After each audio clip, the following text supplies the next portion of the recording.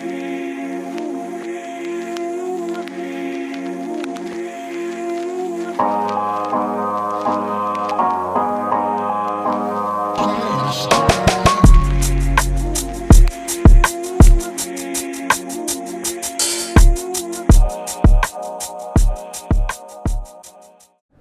chers téléspectateurs, bienvenue à l'émission Savoir Vivre. Aujourd'hui notre thème, il s'agira de parler de la salubrité. En d'autres termes, jeter les ordures dans la rue, est-ce normal? Pour ce jour, nous allons avoir deux invités qui vont débattre sur le sujet. Mais avant, nous allons vous présenter une vidéo qui est en rapport avec le thème.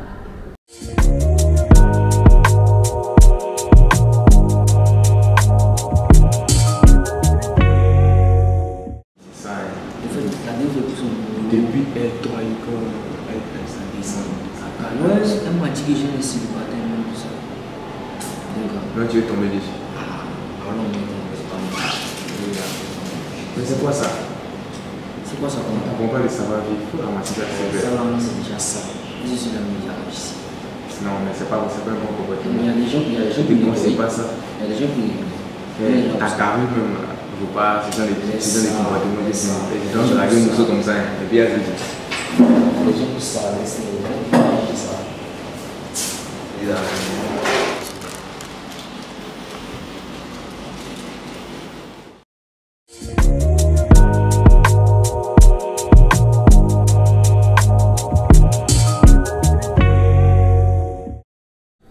De retour sur le plateau, nous allons entamer le débat. Les invités déjà installés. Nous avons à ma droite mademoiselle Kona Niel, psychosociologue, et à ma gauche, monsieur Arnaud Carlos, étudiant. Avant tout, comment allez-vous, mademoiselle? Je vais super bien, merci à vous. Je suis vraiment contente de me retrouver ici parmi vous parce que le sujet qu'on aborde aujourd'hui est un sujet super important dans la vie des Ivoiriens. Alors, je me permets de vous poser la question, qu'avez-vous pensé de la vidéo précédente? À vrai dire, ça me fait rire, mais en fait, c'est la réalité. On le vit tous les jours. Tu te déplaces de là à là, sincèrement, tu vois que c'est la réalité. C'est quelque chose qu'on vit à tout moment. Donc, pourquoi ne pas en parler? Pourquoi ne pas le montrer? Et vous, monsieur Carlos? Merci de m'avoir invité sur votre plateau. Comme elle a dit, c'est la réalité. Voilà, donc je n'ai rien à ajouter. C'est un fait. Mais pensez-vous qu'il y aurait des améliorations à faire? Sincèrement, c'est un sujet, comme je l'ai dit plus tôt, qui me tient à cœur. Parce que c'est devenu le courant de la vie des Ivoiriens. Tu es là, tu as mangé quelque chose, tu as bu un sachet d'eau, tu le jettes dans la rue sans problème, genre sans état d'âme. Pourtant, ce sont des choses dans le savoir-vivre, dans la manière d'être. Ça ne se fait pas au fait. Ce sont des choses qui ne doivent pas se faire. Mais c'est devenu un courant dans le quotidien de tous les Ivoiriens. Ce qui fait qu'on a l'impression que ça fait partie de nos, comment dire, de nos valeurs. Pourtant, ça, c'est pas une valeur, c'est quelque chose au contraire qui nous dévalue. Sincèrement, il faudrait qu'on revoie ça. Vous avez quelque chose à dire là-dessus? Ok, elle a parlé des sachets d'eau qu'on jette dans la rue. Vous nous conseillez quoi? Il y a des poubelles qui sont installées un peu partout. Et même s'il n'y a pas de poubelles, il y a des gens qui, devant leurs locaux, leur entreprise, leur école, ou des femmes qui vendent elles ont toujours à côté d'elles des poubelles. Tu prends quelque chose, tu finis de boire, tu attends que tu aies une poubelle à côté de toi et tu mets là tranquillement. Donc en attendant, c'est de ma main. Ok, ma poche n'est pas une poubelle pour commencer. Donc si je ne jette pas la saleté par terre, là, ceux qui travaillent, qui ramassent les poubelles là, quel est leur rôle dans le pays alors? En fait, je crois que c'est mal placé de penser ainsi. Ces personnes-là, elles peuvent être destinées à faire autre chose. C'est juste parce que c'est un problème en Côte d'Ivoire qu'on emploie ces personnes à pouvoir y remédier pour le moment.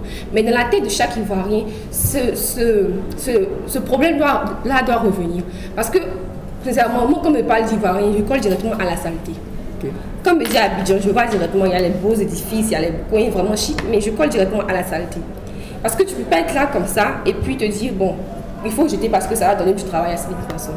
Ces personnes-là peuvent être occupées à faire autre chose. On n'est pas tous limités à faire ce genre de choses-là. C'est comme si même vous dévaluez ces personnes qui font ce travail. Parce que vous vous dites quoi? Vous faites, vous jetez, et puis eux, ils viennent prendre pour vous. C'est pas normal. Ok, mais ne pensez-vous pas que garder ces ordures-là ce soir serait priver ces personnes-là d'un emploi? Non. Parce qu'il y a encore d'autres métiers qu'on peut développer en Côte d'Ivoire.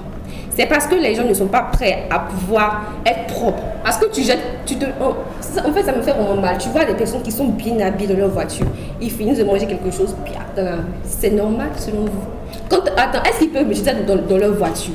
Dans leur voiture ou même dans leur maison? Justement, garder ces ordures ce soir, c'est un peu se salir, c'est un peu se voir comme une poubelle en fait. Voilà. Attends, donc tu te vois pas. C'est normal que toi tu te vois comme une poubelle, mais tu vois les autres comme une poubelle. Parce que quand je viens dans la rue, il y a qui passe là?